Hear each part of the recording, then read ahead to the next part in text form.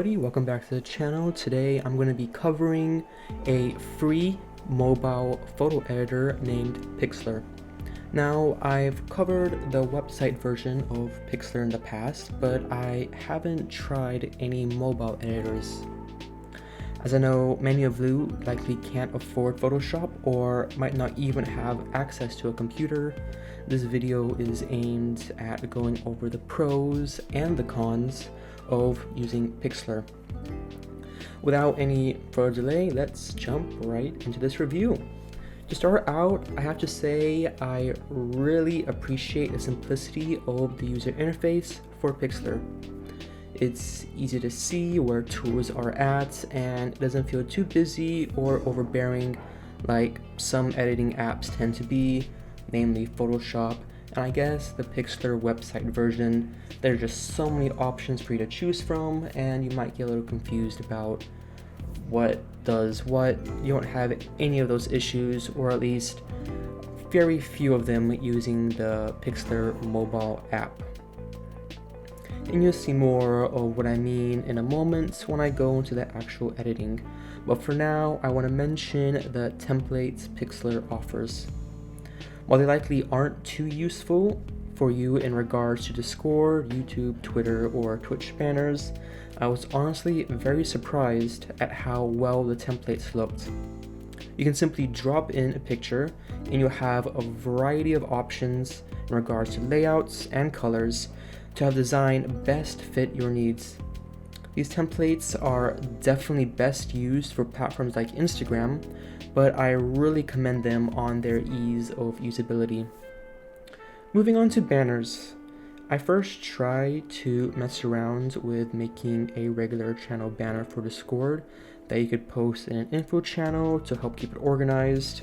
However, as you can likely see, I am unable to import other images, and a lack of transparency, or the transparency tool, for making the background transparent means usability of Pixlr for channel banners or even certain designs of Twitch panels is low. You can try your luck with the brush tool, but you'll likely end up with a banner resembling a Salvador Dali painting. On top of that, you need to make sure that the image you import as your base is the exact size that you need, as there is no way to predefine a canvas size. Overall rating in regards to using Pixlr Mobile for channel banners would be a 1 out of 10. Server banners are a completely other story. Because server banners are one solid shape, there's no wavy patterns, transparency to worry about, circles, squares, etc. I guess it is a square or a rectangle as the base shape, but you get what I mean. And these typically have the dimensions of 960 by 540. You can import an image of a character wallpaper and edit it from there. For example, you can grab a wallpaper of 002, drag her in, and from there you can edit a variety of different parts of the image, as well as add in other bits to it. While GFX related editing is still very limited, you are able to utilize a lot more of Pixlr Mobile's tools to make significant changes to how the image looks, and it's a much nicer alternative than uploading the same exact image that you downloaded from Google. As you can see, this is definitely a lot different than channel banners with the server banners, because you can utilize the entire real estate and you already have an existing image. You can employ a lot more of the tools that are available compared to a channel banner where you were basically stuck with nothing and you were facing a brick wall.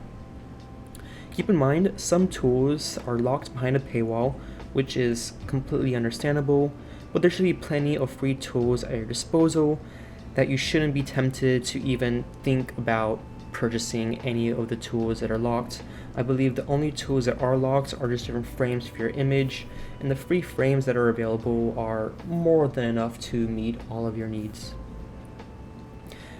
Once you're done with editing of the main photo, you can add in text with various font styles with the option to download more and adjust the font color, size, and position. This is also the only place that the opacity tool is available for you to use, which is very unfortunate because the opacity tool is crucial in making well-designed graphics, and locking it to just the text can make it quite limiting. The lack of a shape tool is also somewhat frustrating, as shapes are another crucial parts of most graphic designs, with the only option in Pixlr Mobile being the brush tool. A complete lack of layers also brings around another key point. If you happen to make a mistake early on in your edit, you're basically stuck with it, as there is no way to edit out that mistake. With layers, you can have each part of your design broken up into 10 layers, 20 layers, as many layers as you need, and if there's a mistake on one layer, it's easy enough to go back and fix that mistake. But when everything is on one single layer and each change you're making adds on top of it, on that one layer, there is no easy way to go back and make changes without completely starting over or undoing all of your work up to the point where that mistake was made.